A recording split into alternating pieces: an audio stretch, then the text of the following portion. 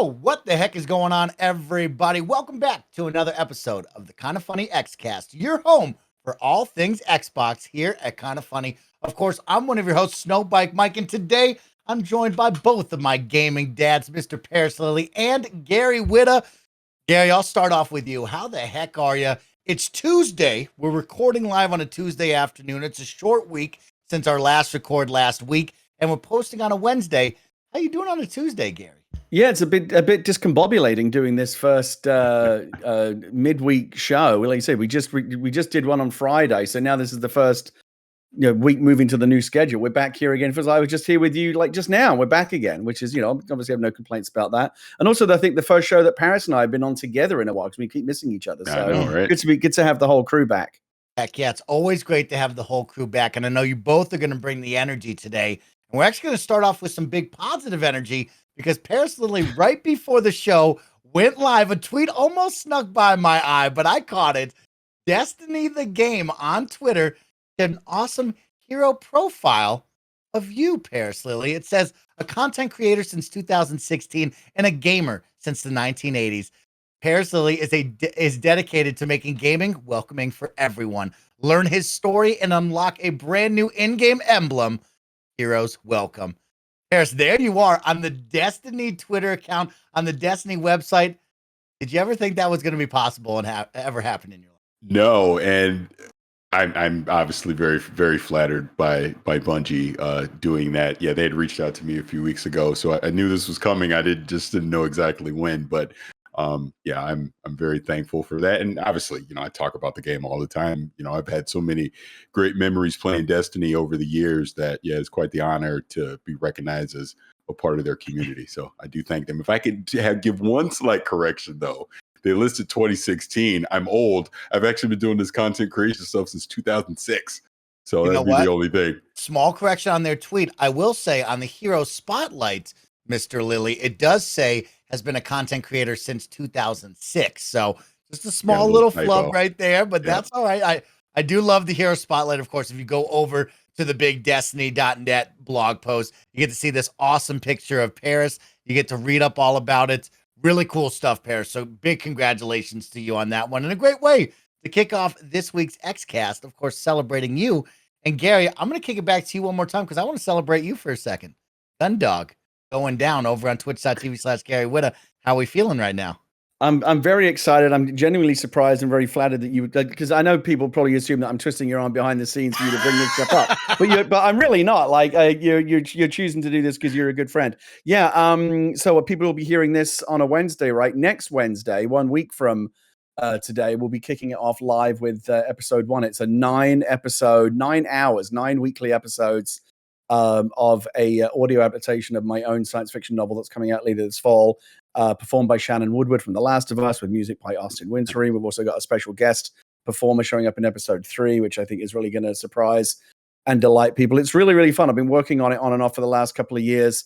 If you want to come join the live broadcast every Wednesday night at 7 p.m. Pacific starting next week, you can go to twitch.tv/Gary Witta. Or if you want to just listen on your own schedule, you can just type Gundog, Gundog, into your favorite podcast engine, and it'll go find it for you. All the episodes will be archived as podcast episodes as well. Heck yeah, both of my gaming dads doing some dope stuff this week. You guys are always doing dope stuff, and I love getting to celebrate and hear all about it. And you know who else is doing dope stuff?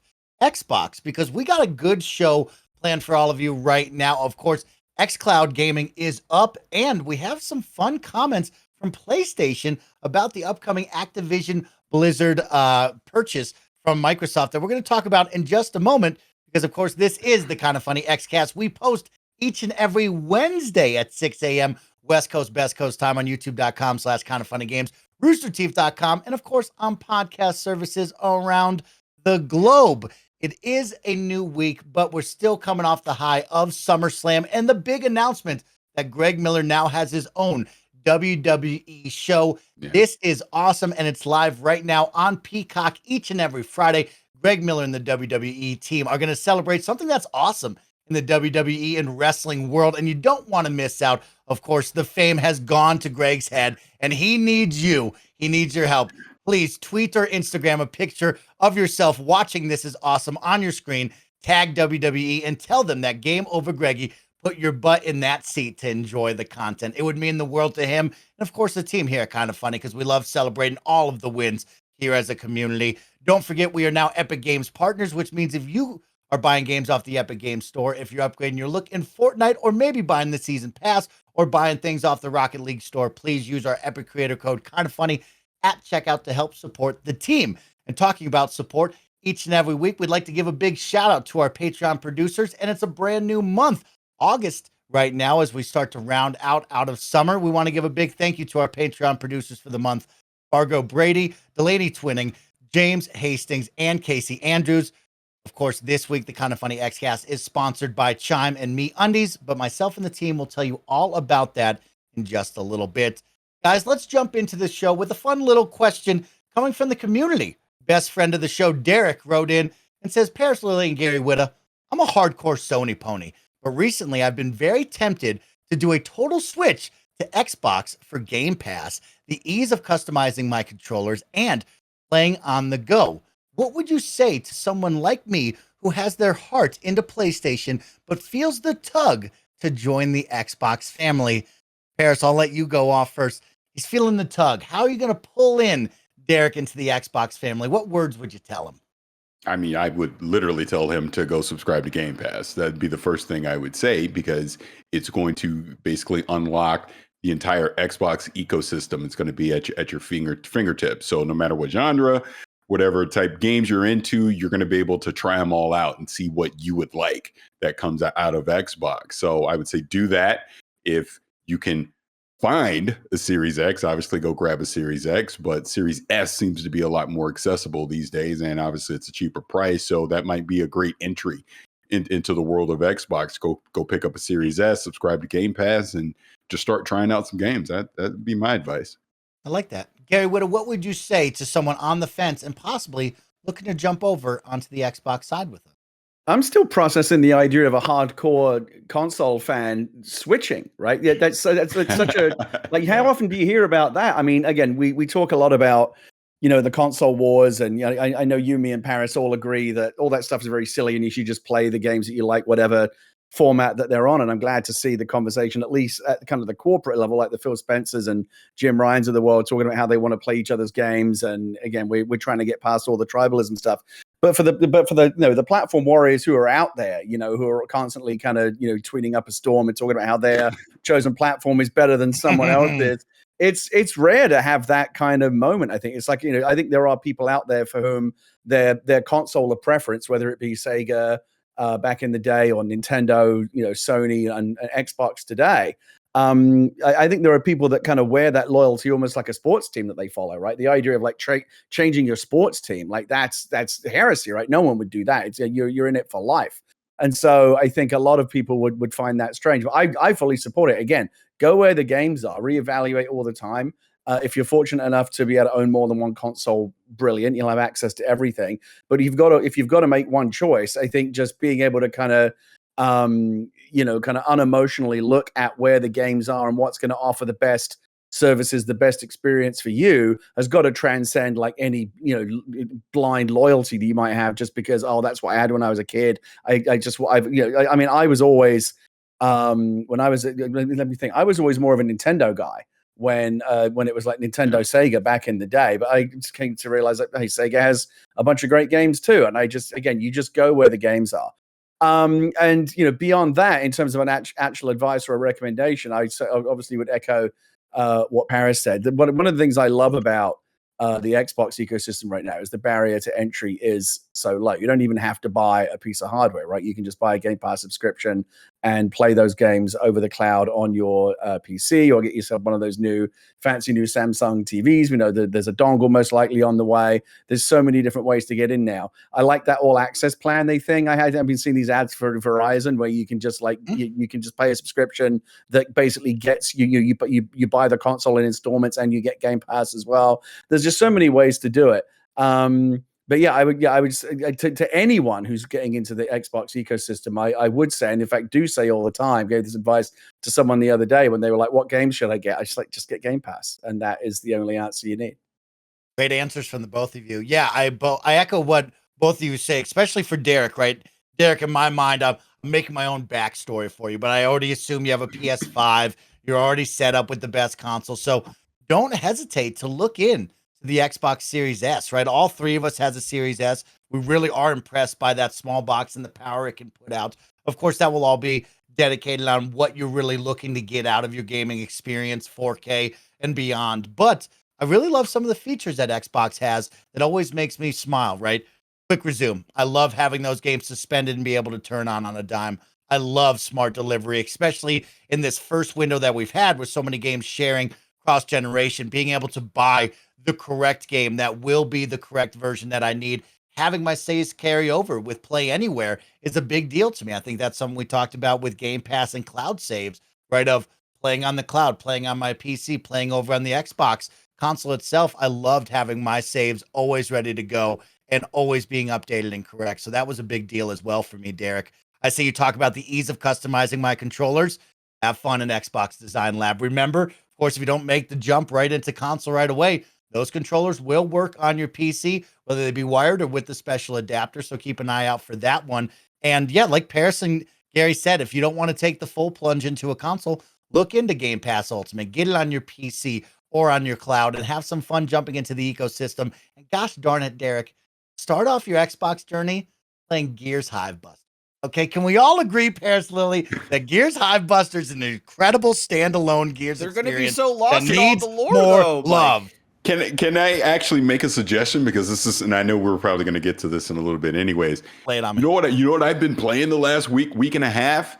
It started off, I was playing Gears of War, the original one, over cloud on my console. Like, I didn't even install it. I just started playing it via cloud, and I kind of got suckered into it. And I really I just started playing Gears of War, and that led me to jumping back into Gears 5. I've been playing Gears 5 recently. So the fact that you mentioned Hive Busters, man, I got to tell you, visual is one of the best looking games out there, period. Just going through just the lighting effects and everything that Gears 5 provides. And then they top even that with Hive Busters. So it's just been funny playing that and just thinking ahead, like, man, what the hell is the Coalition going to do with Unreal Engine 5? Like, I can't wait to see the next thing that they put out, because Gears 5 is just an absolute visual showcase. What are y'all whipping up over there? We need to know, Coalition, but we'll learn soon enough. But Derek, hopefully those are some great insights from here at the KindaFunny Xcast crew to let you know. And if you do jump into the Xbox ecosystem, let us know what you think, and hopefully you're playing some fun games.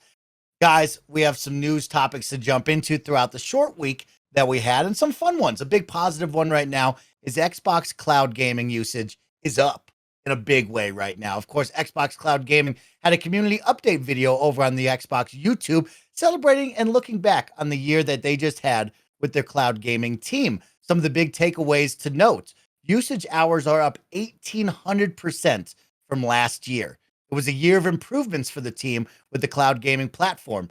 More servers around the globe to keep up with demand, expanding cloud gaming to new devices for gamers on PC, phone, tablet, console, and the new Samsung TV app, allowing for free-to-play titles to be played with Xbox Cloud Gaming without a Game Pass Ultimate subscription. Looking at you, Epic Games and Fortnite, of course, with hopefully more games to come into that situation.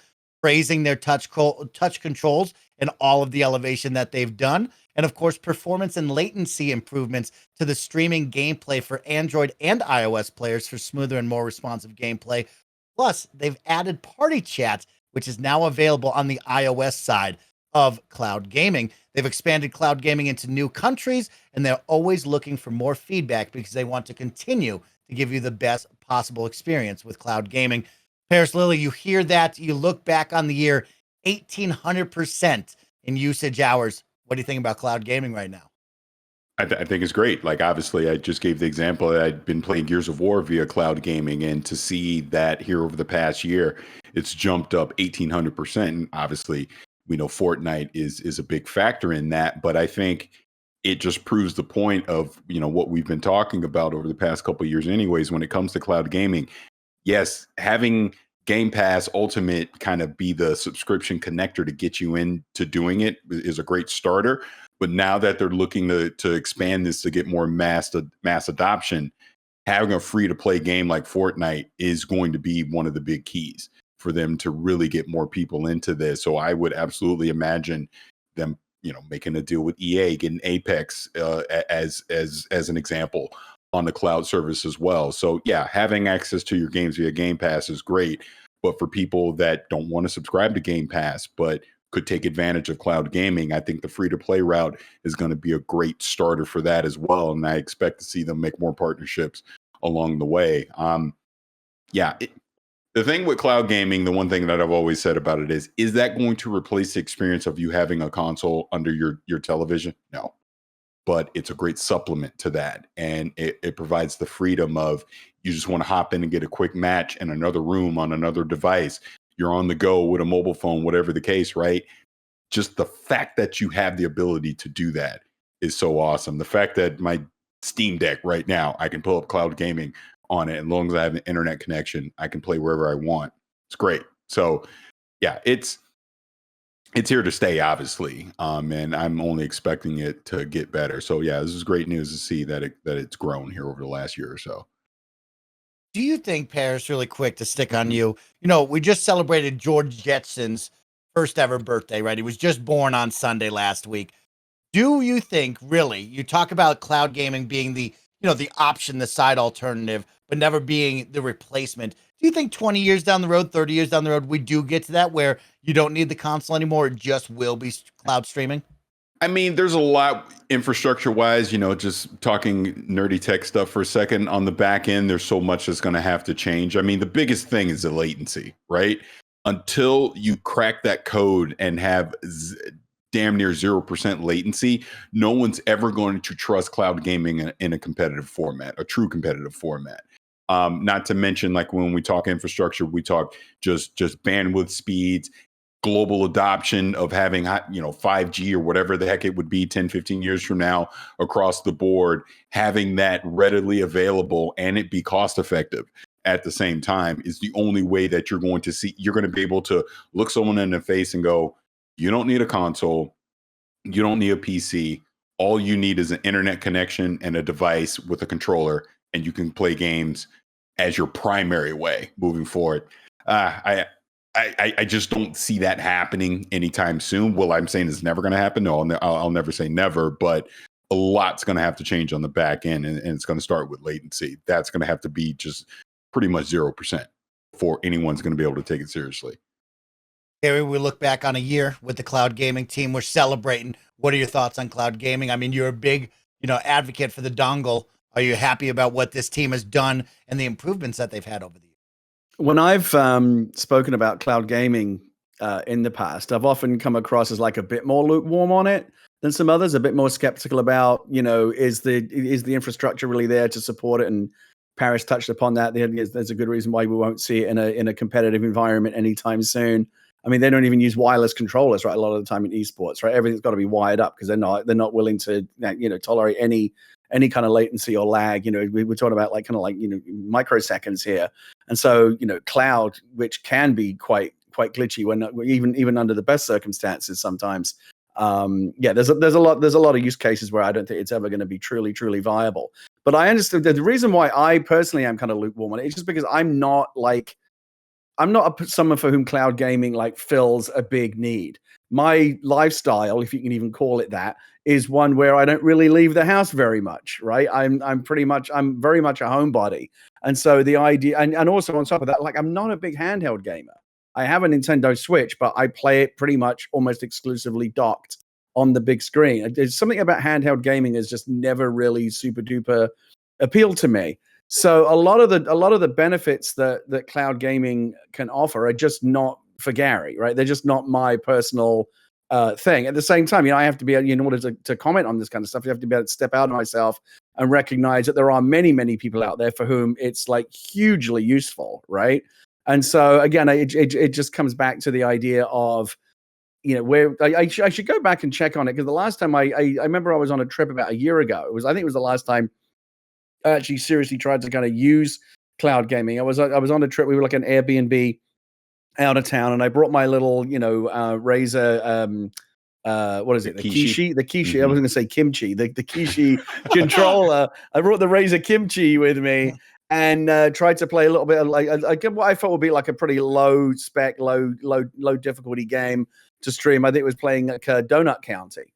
I was like, how hard can it be? But it was actually pretty glitchy, and I was playing over the the Wi-Fi in this house, which I thought was supposed to be pretty good. So, but that was a year ago, and so I should check in on it and see where we are. I think overall, it's a great thing for gamers. It's a great thing for the industry as a whole. It's great to see. I think now you see it on the other side, right? You see, we talk about how a rising tide lifts all boats, and innovation breeds competition and keeps everyone at their best. We see Sony like really leaning more into the cloud side, right? And one of the new PlayStation Plus tiers has the streaming, and there's a backbone controller specifically for streaming PlayStation games now. So everyone's kind of trying to get in on this. Nintendo, God knows what they'll do. They don't really care what anyone else does. They just do their own thing. But even they are doing some cloud streaming titles. It's the only way to get some of these games running on the relatively low spec Nintendo Switch. And I don't think we even touched on the idea. I know Parris has in the past.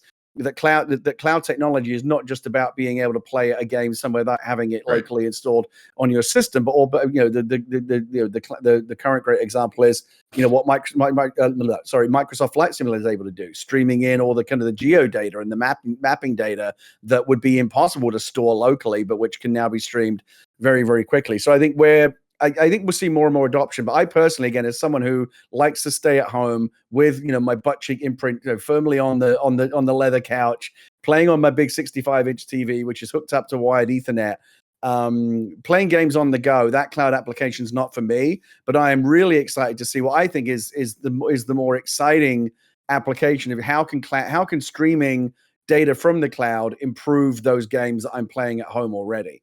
Yeah. And I think we're going to see some really interesting stuff in that vein over the coming years.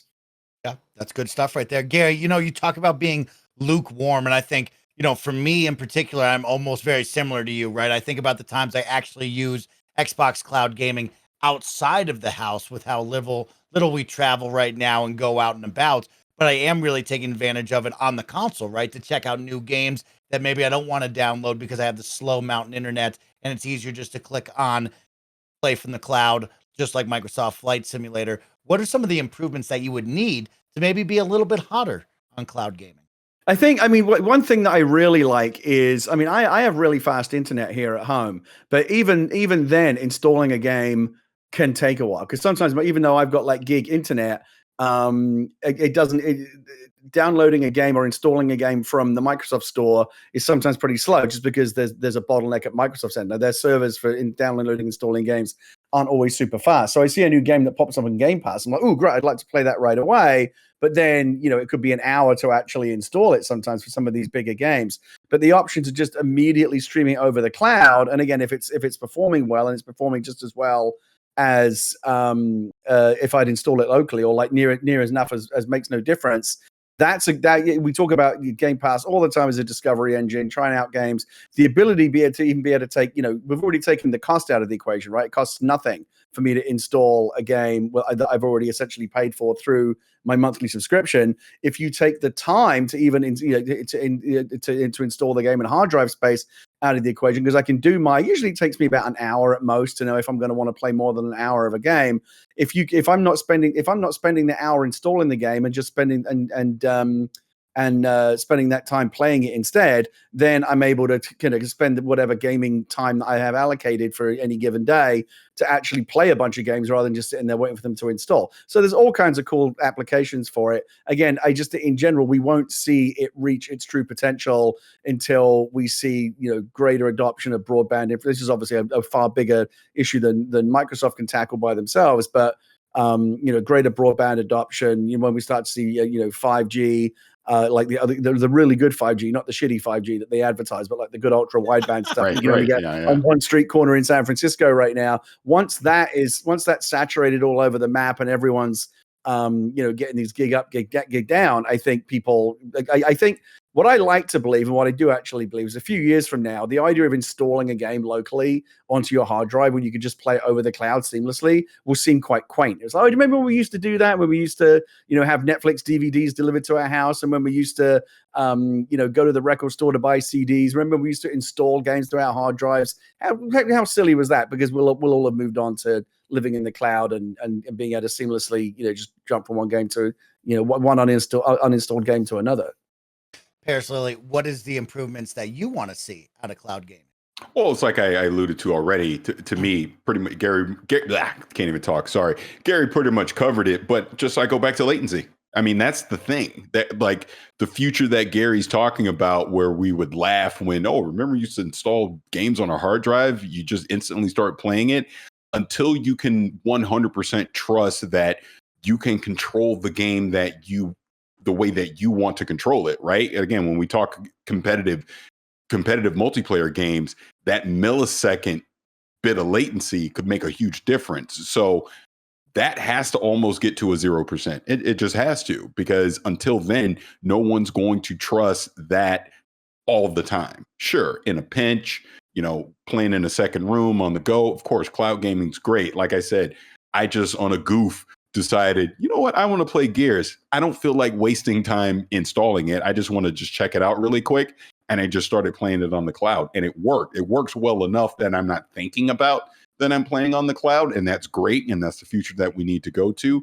But there are going to be scenarios, and not everyone has gig internet and all of this, right? So kind of going back to what Gary was saying, until there's this saturation of 5G ultra wide and you have gig internet service globally, no, I don't think it's going to be, a reality that we can ditch the consoles anytime soon. And I want to go deeper into that, because I think you make a really good point. And it's not necessarily just about like 5G ultra wideband or gig up, gig down, or whatever the numbers are. It's all about, at the end of the day, the experience, and the experience of cloud gaming, for it to really, really reach, I think, mass adoption. It is. You used a really good word earlier when you talked about trust. It has to be about trust, and it has to be about comfort level. Like 99.9% as good as an installed game is not good enough, right? Because even though most of the time you might be having a great experience, you might have like one glitch every, like half second glitch every hour, which would seem pretty good for cloud gaming. The problem is you're never fully able to relax, because you never quite know when that, when is it going to happen? You never quite know when that glitch might happen, right? And it could happen at the worst possible time. Like I have self-driving technology in my car. I never use it because I just don't trust it. Like I can't turn it on.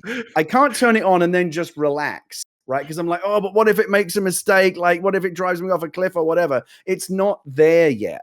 And I have the same problem when I'm playing a cloud game, especially if it's a twitchy game like Fall Guys or whatever. If I were playing something like that over the cloud, I'd be constantly in fear of like, even if it was something that only happened like once every 3 or 4 hours, at the back of your mind, you think, is it going to happen like at the worst possible moment? So until we can get to a point where it's absolutely 100% foolproof, and there's almost literally zero chance of a glitch, when there's so much like, over bandwidth, and you just don't need to worry about any kind of a glitch. I think there are certain people like casual gamers and people like that who are playing things like Donut County or whatever, who cares? But if you're a sweaty gamer, if you're a twitchy gamer, you're not going to be able to, we just talked about the difference between like a wired and a wireless controller. When it comes down to like a microsecond, a split second, where, we talk about frames win games, that moment coming at just the wrong time, you notice when things work. You don't, I was going to say, when things work seamlessly, you don't notice it, right? Because that's how it's supposed to work. When things don't work, even for only like a millisecond, you notice it and it sticks out. You notice that one frame glitch. You notice that little thing. And if it costs you in a game, in a competitive game, or you're fighting a boss or whatever, and that little glitch costs you, that's the sort of shit that will keep you awake at night for months. So it has to be perfect. It can't be anything. 99.999% is not enough. They have to get to a point where it's like, it is 100% as good. And I don't know when we're going to get to that point. I think eventually we will, but it has to. But that's where it would need to be, I think, for everyone to be truly comfortable. You guys were talking about like Fortnite and that being a big platform for getting cloud into hands of especially kids and stuff like that. Like, do we know exact numbers of like, how many people are playing like more casual like single player titles and stuff? Because I imagine for that stuff, it's like those people do not care, and it does not right matter. Yeah, it's like Donut County. Yep. Yeah. Yeah. And so that would be interesting to see, like, on their end of like what they I see, mean, like the regular cloud users, what they're actually playing, and if they need to get it to that end that you're talking about, Gary. Fortnite's a really interesting case, right? Because I talked about Twitchy games earlier, and I know that Fortnite now has this cloud solution. You can play it over the cloud, and that's very cool. But and if you play Fortnite casually, then fine. But again, imagine being, in the final two in a Fortnite, battle royale, and you getting capped in the head because the cloud stuttered for like a millisecond. I'm telling you, that kind of stuff you're not going to forget and you're not going to forgive. So for a certain category of gamer, the kind of gamers that who demand peak performance, who are thinking about their frames, who are thinking about like the really sweaty ones, they're going to be the last people to adopt the cloud. And I think they'll only come on board, if ever, when like the case can be made for absolute foolproof performance. So two things real quick. First of all, I would like to make this request. I would love to see if this happened. We got to try and see if we make this happen. The video that came out, Catherine Gluckstein was in the video, and I'm looking directly at her title, is the head of product and strategy for Xbox Everywhere, talking about all this stuff with cloud gaming. So going to your point, Barrett, about getting more of those numbers about who's playing casual, stuff like that, would love to have that conversation to try and better understand the audience that is actually taking advantage of cloud gaming right now outside of just Fortnite. The second part, if I could derail this into Tesla talk for just a second, because this goes into what you're talking about, Gary. I think this correlates. So I no longer trust my autopilot at all. I don't use it. And the reason is there's a sharp turn over by my house where you have to slow down to 15 miles an hour to take it. And I remember my son, because he was with my wife driving, he goes, yeah, the autopilot doesn't work. And I'm like, what? I go, all right, let me go try it and see. So we get in the car and go do it. And sure enough, it doesn't know what the hell to do. It gets right up to that curve. It does not slow down, and it tries to take the curve. And I was like, "Oh, this car is going to kill all of us." I don't trust this thing at all. There are a couple of notorious black spots in California. I think there's one in Yosemite that became known as like a Tesla black spot because autopilot didn't know how to deal with this one particular junction or the way that a road curved or whatever. It was just like a weird blind spot in its autopilot algorithm, and Teslas were piling up, one crash after another. So, and again, I don't want to get too distracted, but it's a good analogy between, again, unless there are certain technologies out there, and of course we take the self-driving stuff, like there's no way I've got kids in the back. You think I'm going to let fucking Elon Musk drive my kids around? No. I'm more comfortable with my hands on the wheel. Thank you very much. But video gaming obviously is not as serious as like kind of life or death in a car accident. But again, people take video gaming very seriously, and again, they're going to be more comfortable knowing that their fate is in their own hands, whether it be hands on the wheel or the game installed locally on your drive. Then there's still a chance of like other things happening. You could get like performance stutter or whatever. But why add that extra level of doubt by streaming the game through the cloud if you are one of those gamers who's like really, who really, you're at that kind of performance delta where a lot of people, like, it doesn't matter how many frames you've got. You can put me on like the best rig in the world, like 200 frames a second, and I'm not going to win a single game of Call of Duty Warzone because I'm shit, right? You can be the best golf clubs in the world. I'm not going to play that much better because my own like inherent skill cap is capped at a certain level at a point where it doesn't matter how good the equipment gets, it can't help me. But if you are the reason why the top golf pros in the world are using that elite equipment that is tailored and made just for them is because when you reach that level, those marginal gains can only be found by increases in the equipment and the performance of the gear that you're using, right? So for esports pros, people like that, people who are at the very, very top of that kind of the min-max their natural skill, they are now looking for high frames, high performance equipment to kind of give them that edge. And that's, again, coming back to the early point, that's why I think anything that can add any moment of doubt, any moment of losing even a single frame in a key moment, they're not going to tolerate that until they know there's nothing to worry about. And we're a ways off from that. Agreed. You gotta love my gaming dads bringing the real on the performance and the latency and the streaming side. I'm over here thinking I'm just waiting for them to improve, meaning giving me all of my games to my Xbox library on cloud. That's what I want. Give me all the games so I can play them anywhere I go because I have such a large library and I can only play Game Pass games on it. Give me my full library, and also give me a dedicated handheld Xbox. But guys, we're never going to get the handheld. It's so far away. Think so. And I got a fun little news report for you. Just a quick update. We do have a new cloud gaming handheld coming soon from Logitech G and Tencent. This is coming from the Logitech blog. Today, Logitech G and Tencent Games announced a partnership to bring a cloud gaming handheld to market later this year that will combine Logitech G's expertise in hardware with Tencent Games' expertise in software services. The new device will support multiple cloud gaming services, and both companies are working with the Xbox Cloud Gaming and NVIDIA GeForce Now teams so gamers can play AAA games when they're away from their consoles and PCs. I bring this up because, of course, all of us here have Steam Decks now. We've seen Parris Lilly. He's gone into the mainframe, the back end of the Steam Deck to be able to play cloud gaming games. Parris, does this give you any pause of like, this could be a great alternative for people that maybe not be able to get a Steam Deck, or maybe it's a little bit easier since they're directly working with the cloud gaming team to maybe just hit a button as opposed to, I got to find some files in the back end and do this and that? I mean, I'm intrigued. I saw this, and I know people see Tencent and they, that gives them pause. But the fact that they're partnering up with Logitech on this, I am curious to see what this device is going to look like. What is the screen size, resolution, battery life? Obviously, you're going to have an internet connection to take advantage of this. Is this something that's partnering up with Verizon, as an example, right, in the United States? So some kind of cell company so that I can be guaranteed to have connectivity no matter where I am. What is the price going to be on this? I mean, that's going to be key no matter what they do. But yeah, you're going to start to see more of these. I obviously we had the Samsung deal on the television side, so it makes sense that we're going to start seeing it on the handheld side as well, to see these cloud specific devices that are going to be able to play stuff not just from xCloud, but like they said, they partnered with GeForce Now. I'm sure Amazon's going to get in the mix as well. So not surprised. My biggest thing is going to be price. Let's see how the price is. And then the second big thing, obviously, is how well does it control? What do the controllers feel like? The thing that makes the Steam Deck so special is those controllers are fantastic. So you want to pick it up and go play games on it because it controls so well. You don't feel like you're fighting it at all. So let's see what this Tencent and Logitech device looks like and if it can compete with it.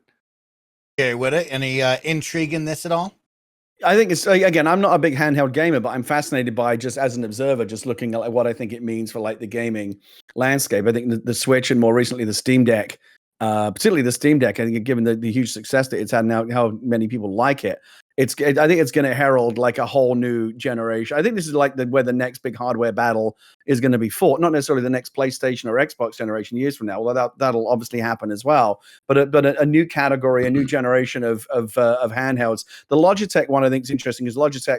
Don't get me wrong, I love Logitech. I've got like, all the shit on my desk is Logitech stuff. But they typically make peripherals, right? They don't make PCs or displays or anything like that. So to see them kind of making like an actual, like a gaming console or Steam Deck type device, I think would be really interesting. When we've talked before on the show about the Xbox handheld, the idea of that, rather than it being like a Series S, in your hand with all of the hardware locally, one of the ways that we talked about how they could actually bring it to market in a really cheap way would be as purely as a streaming box. So less functionality, but much cheaper. And in an age where most of the games that we play these days, even if they're single player games, need an online connection just to function, whether it be for the DRM check or whatever. Like, most games won't let you play these days unless they're maintaining a connection to an online server. Why not just have that be the way you play the game, where again there's less hardware in the actual device, which makes it more lightweight, which makes it more portable, which makes it cheaper. And again, I can come back to the same point. All of this ultimately depends on the infrastructure. Until we get to a point where I feel confident that I could take a handheld Xbox, which is cloud streaming only, anywhere I go and have a good experience. For the most part, at least, again, as someone who's like playing more casual games most of the time and not being super sweaty, it's not something that would have a lot of use for me. But again, once we reach that magic point where a cloud gaming device, like a theoretical Xbox handheld, is as reliable and will play games anywhere that a locally installed like a Series S would play, as long as I can plug it in somewhere. Until we get to that point, it's not going to be for me. But I think a lot of people would find it really, really compelling, the idea of having a dedicated device that'll do this. And I guarantee you, Razer's working on something like this. Yep. Alienware's working on something like this. As you said, Amazon, Who knows? Apple maybe. Who knows what Valve's got in play? I'm sure they've got a Steam Deck 2 already on the drawing board. This is going to be the next big category, I think. All right. Well, Gary, I know another thing that will get you really excited. The next possible big thing is we have a hint at the Elite Series 3 controller possibly coming out sooner than you might think. But you're going to have to rock with me, best friends, after this quick word from our sponsors to hear all about that. No one likes waiting on a paycheck, especially when you've got bills due. Good thing there's Chime. Now you can get your paycheck up to 2 days early with direct deposit. That's up to 2 days more to save, pay bills, and generally feel good about your money situation. But Chime is more than just about getting paid early. It's also an award-winning mobile app, checking account, debit card, and optional savings account. So what are you waiting for? Hopefully not your paycheck. Get started with Chime today. Applying for a free account takes less than 2 minutes. Get started at chime.com/KFgames. That's chime.com/KFgames. Banking services and debit card provided by the Bancorp Bank or Stride Bank NA members FDIC. Early access to direct deposit funds depends on the payer. Have you heard about the legendary underwear brand that's taken the podcast world by storm? Famous for their buttery soft undies and bralettes, MeUndies loves podcasts just as much as you do. It's like they're made for you and you're made for them. You're made for each other. Now, of course, ladies and gentlemen, you know I love my MeUndies because they're the most comfortable underwear I've ever had and because they have great patterns. As the king of Halloween, my candy corn pair never fails to make me smile. Everyone knows MeUndies for their super soft undies and comfy bralettes, but did you know they also make other stuff? We're talking about durable, cushy socks that will make your feet sing. They even make hoodies for your dog so you can match every important person in your life. Available in sizes XS to 4XL and tons of colors and prints. MeUndies has a great offer for my listeners. Any first-time purchasers can get 20% off plus free shipping and returns. To get 20% off your first order, free shipping, and a 100% satisfaction guarantee, go to MeUndies.com/KindaFunny. That's MeUndies.com/KindaFunny. All right, everybody, welcome back. Gary Whitta, you are a controller guy here in the Kinda Funny Xcast, and I have a special one for you coming from friend of the show, Jez Corden, of course, from Windows Central Gaming and the Xbox 2 podcast. And if you know Jez, you know he's got his finger on the pulse and probably knows something we all don't. So this is actually coming from a tweet from friend of the show, Idle Sloth, who puts out a lot of tweets and says, update, Extra S1 STV has a new source that has corroborated that the Elite version 3 will be tied to a major release in 2023. Also, the peripheral for Forza will be released in 2023. He assumes it will be a steering wheel and doesn't know if it's a licensed or sorry about that, mispronouncing that. But Jez Corden goes on and says, you might see a new Elite controller before then. Parris Lily, I see you smiling, and you know I've gone through about 5 Elite controllers here, and I'm hoping for the best for this Elite version 3. Is this a Gamescom announcement? It's time because I'm trying to remember, because I was at Gamescom 2019 and I remember the Elite came out, the Elite Series 2 came out right after that. And I feel like I went hands-on with it at Gamescom, but I could, the memory might be fuzzy. So if you look time-wise, I mean, it's been 3 years. Seems about right. Wouldn't be surprised, especially now that we're in the next generation of hardware. You would want to get a share button on the Elite controller, you know, at a minimum. So I could definitely see a new design Elite controller coming out. Yeah, it would make sense. It would not shock me at all to see that being announced at Gamescom. It's an exciting one for me as well, Parris. Seeing that and knowing that it could be sooner than I thought. I honestly thought we might stop at version 2 and not go anywhere further, right? I mean, it's already a hefty price tag. It is a premium controller. It's not on Design Lab, right? It is, hey, this is the controller you get. We've done a great job with that. As much as I've gone through and just had shoulder button problems, the stick drift, and just breaking these controllers, I am always impressed with the quality. It is the best controller on the market for that price tag, especially. But the idea of having version 3, like you said, share button, and I definitely want to see somehow reconstructing that to make those shoulder buttons stronger, because I need more durability out of this, unfortunately. Gary, 2023 excite you at all? Yeah, I was looking up right as Parris mentioned it. I mean, it feels like it's time, right? They said Elite 2 came out in 2019. So the time frame seems about right.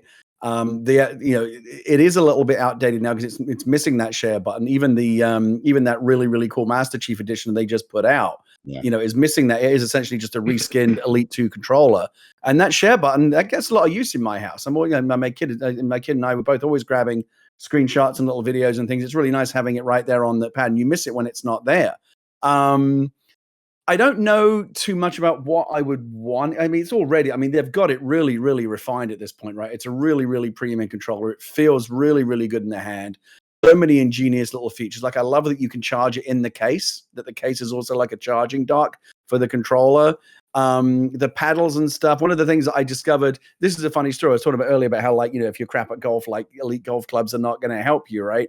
At the same time, like a great pro can like pick up any rental clubs and probably still play a good game, because it's about how good you are, not how good your equipment is. When I was trying to get good at Halo Infinite back in the day, I was so desperate to get better. I busted out my Elite 2 controller and I plugged in the paddles, and I was trying to map buttons to things that made more sense to me. I was tightening the tension on this. This is the thing I didn't know you could do, but you can tighten the tension on the thumbsticks, right, to make them looser or tighter. And I had my aim in Halo was just always very, very kind of loose and all over the place. I was oversteering, overshooting all the time. So I like ratcheted the tension on the sticks right up to their highest tension to try and like dial my aim in a little bit better. As it turned out, I was just crap at Halo. And no amount of like fancy controller is going to help me. But again, for those people who are at that top end where having better equipment is going to start to kind of add marginal gains and marginal improvements to their game, I think it's really, really cool. I don't have a ton of shopping list items for a new controller other than the share button, which obviously is a given. Of course, the Elite Controller 3 is going to have the share button. The only other thing I can think of is, I was going to say, is there a way they can make it cheaper? But I just don't think that's part of how the Elite controller is marketed. The fact that it's expensive is part of what makes it. Well, you want the best. You got to pay the money. This is the Elite controller. This isn't it, and it is really expensive, right? I mean, it's good, but man, do you pay for it? It's very, very pricey. The only other thing I can think of is finding some way. I don't know if the way that they're manufactured and fabricated is in any way compatible, because it's entirely different materials.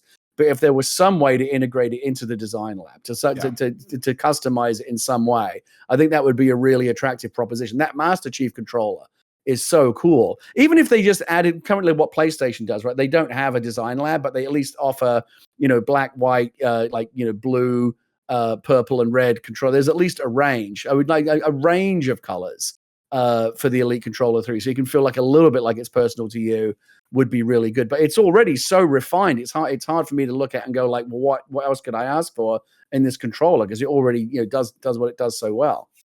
Well, you look over at the other side, right? We talked about adaptive triggers and what those have brought into the PlayStation side. We also talk about haptic feedback and the vibration there, right? And I think for the Elite controller, I actually do like being able to move my triggers in different settings, right? Having them super small like a mouse click, having them extra long for driving games, right? So I don't know if I need the adaptive triggers at all. I'm not a big fan of that on the PlayStation side, but the haptic feedback I really, really enjoy, and I would like to see a little more refined HD vibration coming out of that Elite controller instead of, I think it's very solid, but I think it's just like an overwhelming vibration instead of the pinpoint accuracy that haptic feedback does bring back, which I like a lot.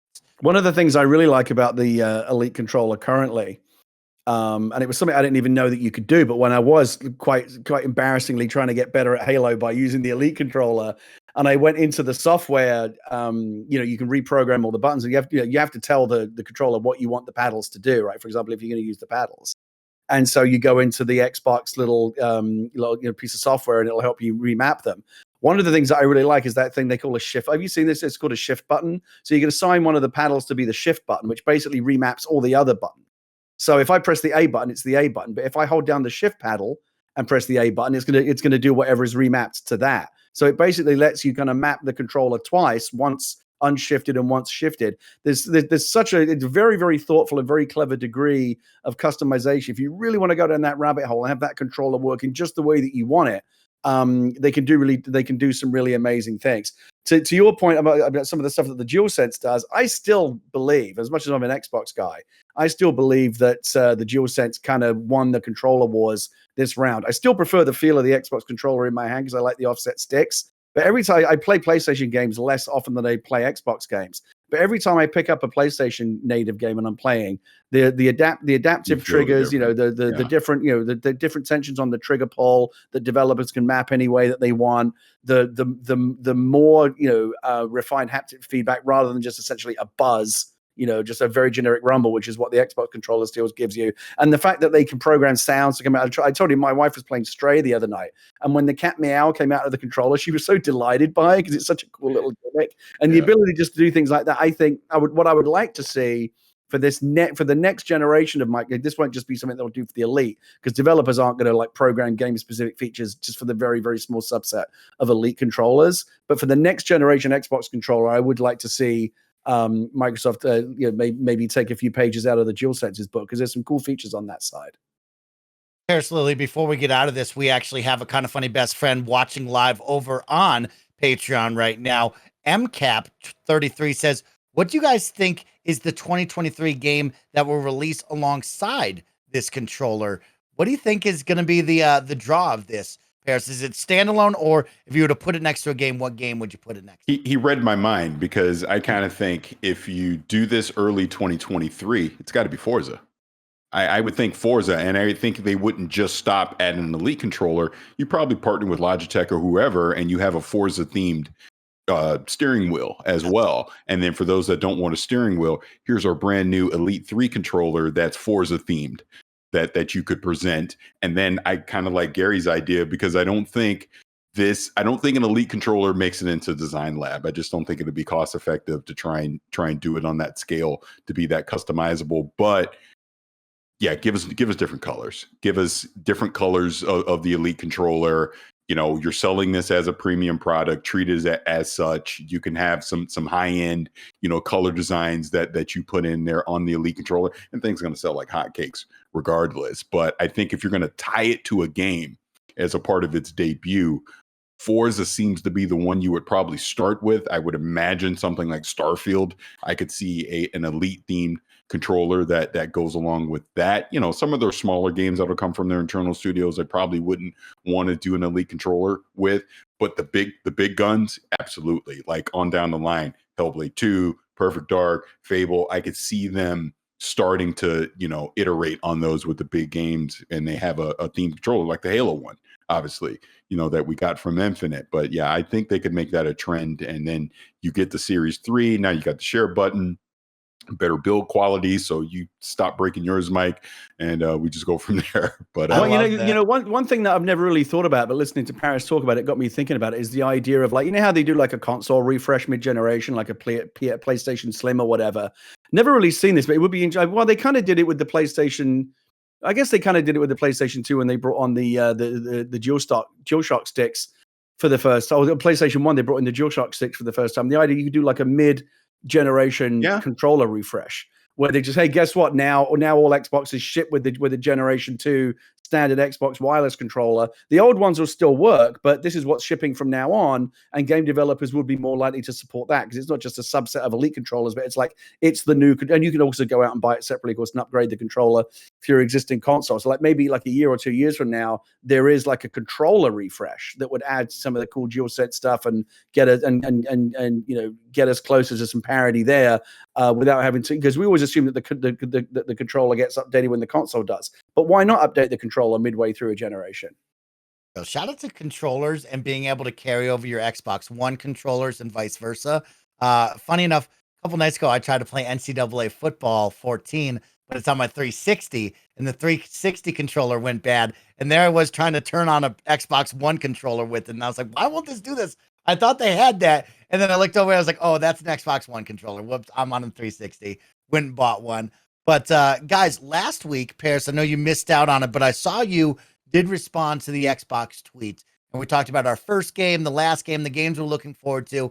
And I opened up, Parris. I opened up to the world, and I opened up to Gary and said, I've never played a Zelda game. And a lot of people gawked and awed at that when I said that. But I thought this would be a fun little chance for us to, talk and hang out and get to know each other like we've always done week to week on games and franchises that you might have missed in your gaming history. Of course, I'm lucky enough here on the KindaFunny Xcast to have my two gaming dads, these two incredible dudes who have been in the industry for so long and have played so many games. but I know everyone has a little bit of a blind spot. Everybody has a couple of games that they might have missed out on, and they've just never really gotten back to that is maybe critically acclaimed or just beloved. And so I wanted to ask you both, what are a game or a franchise that maybe you haven't played? And maybe you can help me with the two that I've missed and hype them up for me to get me to play them, because I know both of you have played the both of mine. So, Gary and Parris, I'll let you think on that for just a second. I'll start off with me. Parris, I'm sad to report that I have never played a Splinter Cell game. And I know that one hurts because they are badass and they look cool as can be. But back in the day, I wasn't into stealth games. I remember booting up one time, and I was in a small training area, and I was riding across a small zip line, skimmy and shurian. I was crawling underneath the mud and different barrels. And right after that, I said, nope, I need a little more action. And I turned it off. And I missed that entire game franchise. But I do now love Hitman. Everything that IO Interactive has done. I think I might like Splinter Cell, but there's no new games. And old games are old, Parris. Should I still try Splinter Cell, and where should I start? Yes, you should. And people might disagree that I think you should start here, but I say you start at Chaos Theory. Damn the story and the legacy from the other Pandora Tomorrow and the original. Just start with the best Splinter Cell that's been made. That would be my recommendation. I actually, because I downloaded Chaos Theory. I have it on the Xbox because it actually holds up pretty well. I was dabbling around with it some weeks back. I wonder, I probably doubt the original Splinter Cell holds up that much. Maybe on PC, it's probably a little better. I would start with Chaos Theory. I mean, keeping this more Xbox theme, I would start with that.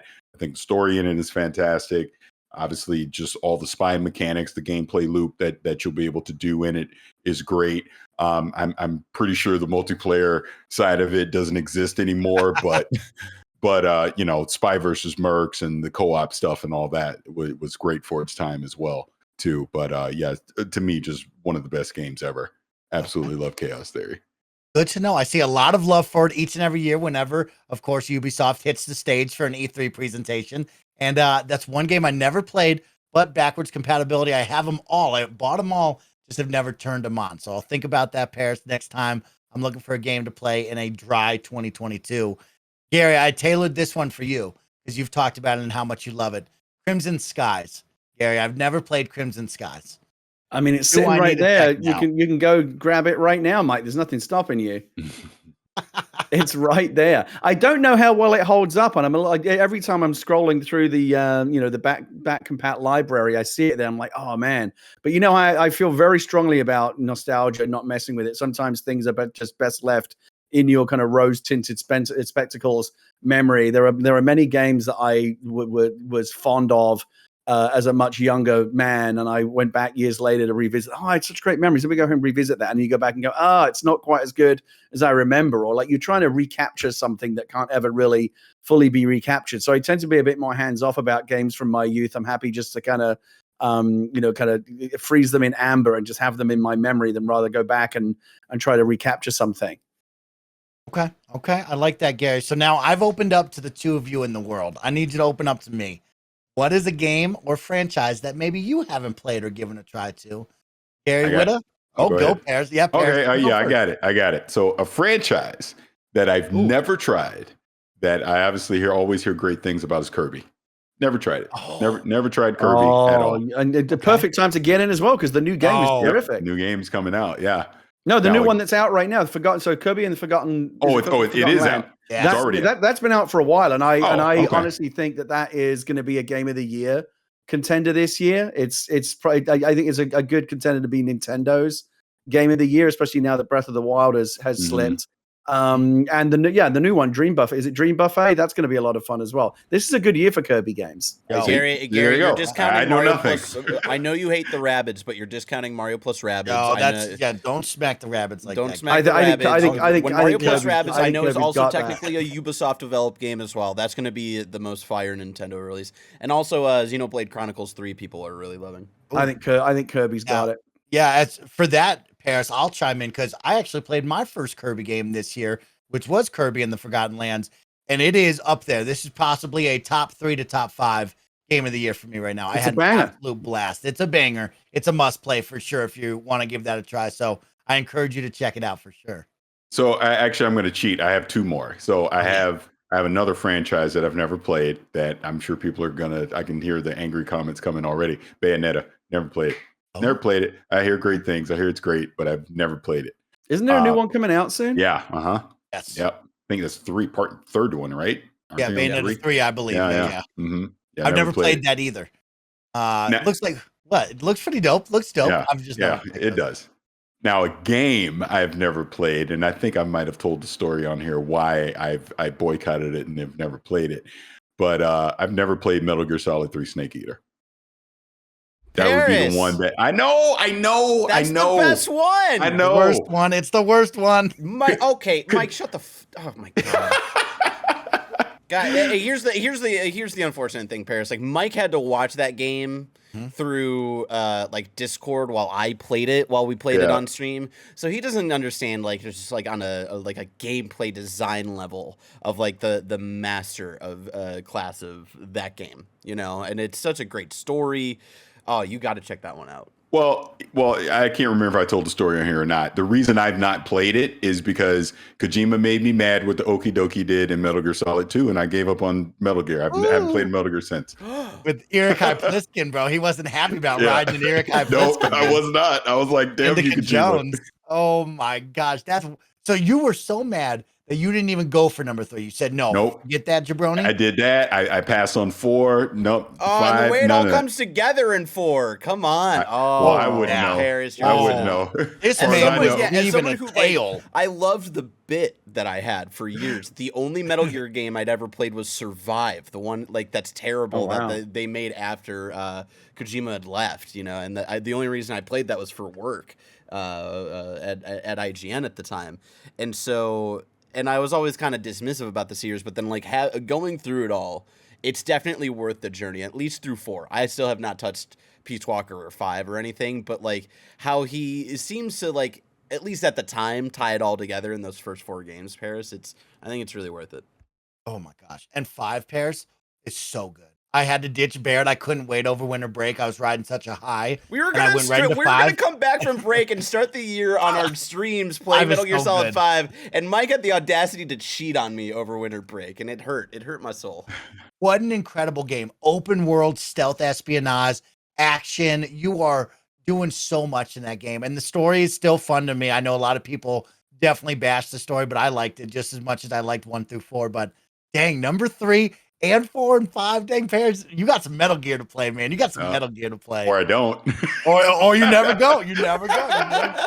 He never learns about the man. Okay, I like that, Parris. That's a good one. Gary Whitta, your turn. What do you got to open up with us? I could rattle off some big ones that will probably really offend you, but I make no apologies for it. You have to remember, I come from a different background, right? I come from the UK where we had different systems and gaming was a different scene. We had the Nintendo systems, we had the Sega systems, but I grew up mainly on home computers. I grew up on the Spectrum and the Commodore 64 and the Amiga. And in that scene in particular, I grew up playing games. Those games were mostly from They were made in the UK. We had a huge kind of homegrown, UK video game scene. A lot of games coming from Europe, and weirdly, the US was kind of like our Japan. Like games that came from the US were considered like exotic and cool, and like, oh, these guys are like the masters of making games. This game's from the US. It's got to be good. That was kind of how we often view games in the way that Americans now look at games. And historically, I've looked at games from Japan. It's like, oh yeah, this game comes from the cultural heart of where like games are made. But yeah, so all right, I'll just rattle off a few. Never played a Castlevania, never played a Mega Man, never played a Metroid. Okay, I've never played any of those either. So I guess I know you'll notice these are all kind of like Japanese games, right? Because again, I never played a lot of Japanese games. Even more recently, and this is changing because two of the biggest, oh my god, where has this game been all my life experiences I've ever had with Japanese games? Persona 5 and Yakuza Like a Dragon, and so that has really kind of opened me up to wanting to play more Japanese games. I've never played a Final Fantasy game, but that's going to change because I've had Final Fantasy 7 remake integrate or whatever it's called sitting on my PlayStation 5 forever. I think I'm finally going to get around to that. I've never played a Devil May Cry. I've never played a Bayonetta. Probably the other biggest one is I've never played. What was the other one I was going to mention? Oh, I've never played a Nier. But I really want to play Nier Automata because Nier was back in the news recently for some weird reason. Right. And there's been a bunch of stories going around about how like Nier Automata is still like one of the great, the greatest game you've never played or whatever. So I think I'm gonna install that and try that as well. There's a ton of Japanese games where I've got a lot of big blind spots. Okay. I'm very similar with Gary. I haven't played any of those games that he just listed at all. I saw you give us the face on Castlevania. Who gave me a face on that one? I did. Parris did. gave us the face like, oh, snap. Well, just you know what I mean? I mean, we're close in age, and just the NES days. I mean, mid '80s. That was it. Castlevania, Again, your NES days were my Commodore 64 days. We just had different systems that we grew up on. Yeah. I watched the Castlevania Netflix show. Super badass. Like, very, very good stuff. I don't know if the games would do that, Well, but I am actually shocked that you've never played Mega Man. That one does surprise me. I mean, the first three, anyways, were classics. It's such a cultural difference. You being shocked that I've never played Mega Man is like me being shocked that you've never played Manic Miner or Jet Set Willy. Right, because those are the big games. That's not the same. That's not the same, Gary. It absolutely is, because in the 80s, in the UK, when I was playing games, those games were as big as the games you're talking about in the US in the 80s. Absolutely. I know you think I'm making the names of these games up to fuck with you, but I swear they're real games. Parris, I want you to know, last week I started off the show with what I thought Gary would love, because he took us old school way back in the day, and I brought up Tin Worm in the Can, and he was like, no, Mike, that's not what it was. Gary, there was a game that you were like, oh, you don't know about Funky Bunch and the Tin Can? And I was like, what is that game? We looked it up. There was a game called Fat Worm Blows a Sparky. That's it, Gary. That was the game. Is that the one you were looking for? Close. I was close. We had Horace Go Skiing. We did not know how to name games in the 80s, man. We had some shitty names for games. No, we still don't know how to name games. Oh my gosh. You two are incredible, and I appreciate you guys opening up with us. Of course, down in the comments below, instead of getting mad. I have a bonus. I have a bonus because I didn't even think about this until I just heard Gary mention it. I've never played a Persona game. Oh, yeah. I know, Barrett. Don't kill me. No, it's coming to the Xbox now. I know. I didn't. I know. Before Persona, the last JRPG that I had played was it was when I was really young, and it was either the Final Fantasy X or 7, because I kind of experienced all those games at the same time, because when I was young, all of those games had already been out, so I was for me, it was the only JRPG I'd ever played prior to Persona was Paper Mario. So yeah, I only got into Persona back in 2017 when it came out, and the only reason I played it was because I was assigned that game at IGN. So when people are like, "Oh, I've never played it," no, I never try to give too much shit, but I always just try to encourage, especially when it's coming to Game Pass in a couple months. Check that shit out because it's dope. Oh, okay. Yeah, not to sidetrack in that. Have they dated that? Do we know when it's coming? Persona 5 Royal was, I think, from the jump dated for October 21st. Okay. The other two, Persona 3 and Persona 4, are still kind of up in the air on when they're coming to Game Pass and other consoles. The only thing that we know the date of is Royal coming to all platforms on the 21st of October. You know, when you truly love a game is when you're genuinely excited for someone else who's never played it to play it for the first time. You know what I mean? It's like you're almost envious of that person getting to experience it for the first time. Yep. Guys, thanks for being open with us. And as I was saying, down in the comment section below, instead of getting mad, why don't you leave a comment down below? Let me know what game or franchise you haven't played so we can share in some of the gaming blind spots that we have. And maybe you can go play it during the downtime that we have for 2022.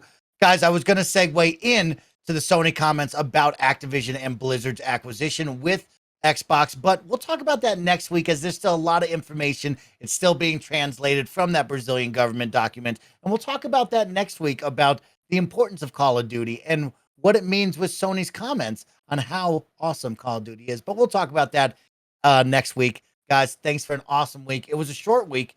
It's Tuesday, now Wednesday for everybody listening, so hopefully you enjoyed that. We'll be back next week. We'll talk about that Activision Blizzard comments from Sony and much more. So thank you all so much for tuning into another KindaFunny Xcast. Peace.